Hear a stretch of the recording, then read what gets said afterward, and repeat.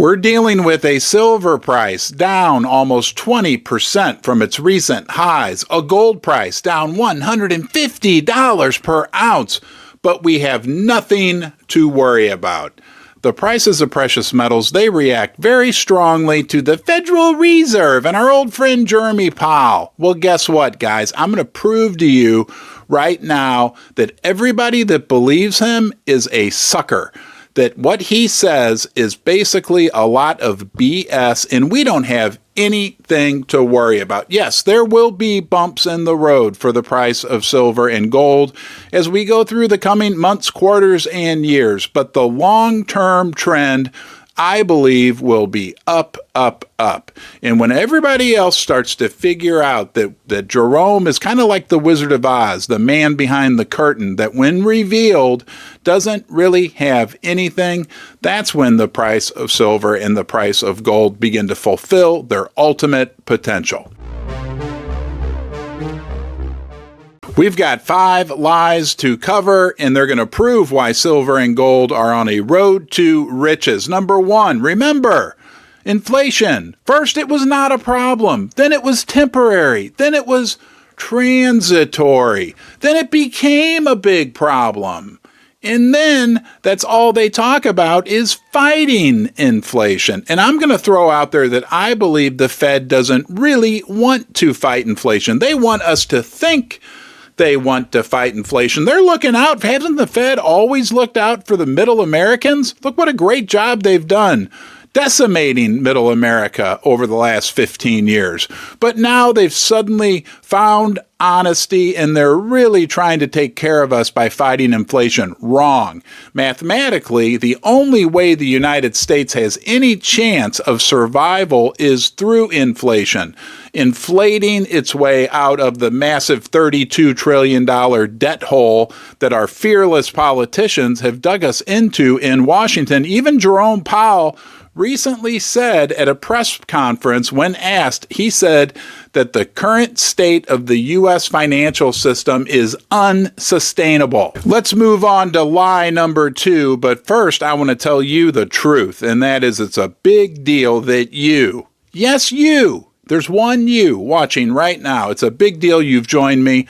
I hope you find some value here. Please consider subscribing to the channel and find that little bell thing. Click it and turn on notifications. That way you'll get alerted every time I put out a new video.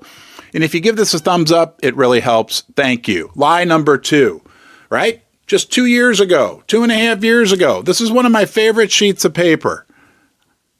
These are news articles from the New York Times and Market Watch, where they were reporting that the Fed was very clear they were not going to raise interest rates until the end of 2023. I'm recording this video sometime in late June in 2023. That's halfway through the year, and we've already gone through the fastest interest rate hike cycle in history. So, just 2 years ago, they were telling us that we should have no, and we should still have 0 interest rates right now. Instead, they're sitting at what, 5.5%?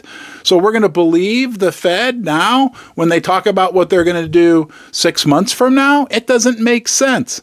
The road looks bright for silver and gold, but let's move on to lie number 3. Remember that little banking crisis we had back in March and April?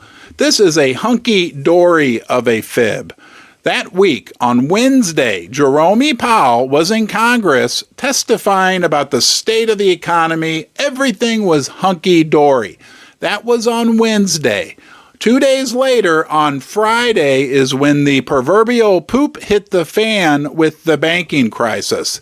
And then they had emergency meetings between the Federal Reserve and their old friend Janet Yellen, who used to be at the Federal Reserve, coincidentally, to save the banking system. All that unfolded within 4 or 5 days of Jerome Powell testifying that everything was fine. We don't have anything to worry about. But we're going to believe him when he talks about what's going to happen 6 months from now. Yeah, right.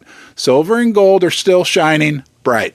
And now number 4. He's telling us we're not in a recession, where all we see, all we experience around us is suffering and hard times in the economy. So we don't believe him when he tells us we're not in a recession. Sure, maybe they can massage some numbers, make things look great. Let me ask you, does it feel like to you that we're in a recession? It does to me. And if we're not in one, I'd sure hate to see what it feels like when we actually are in a recession. Let's talk about the final lie. But then let's talk about how this chain of events comes together and results in skyrocketing prices for silver and gold. After the last monetary policy announcement by the Fed, they have a press conference.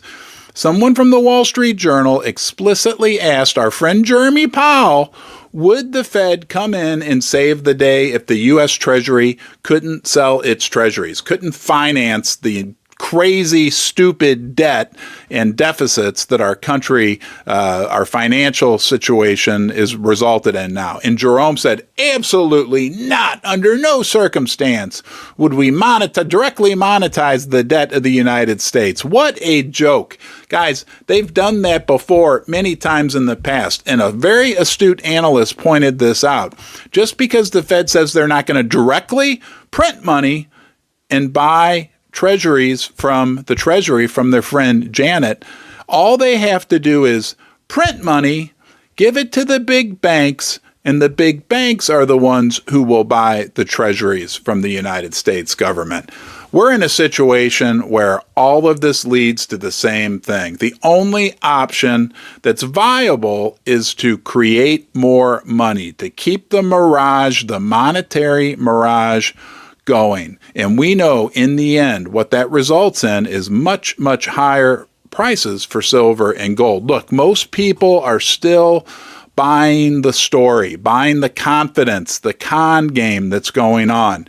If we are right, or if I'm right, I could be dead wrong. Don't base any financial decisions based on what I'm telling you, and don't decide to adopt a puppy or anything like that either.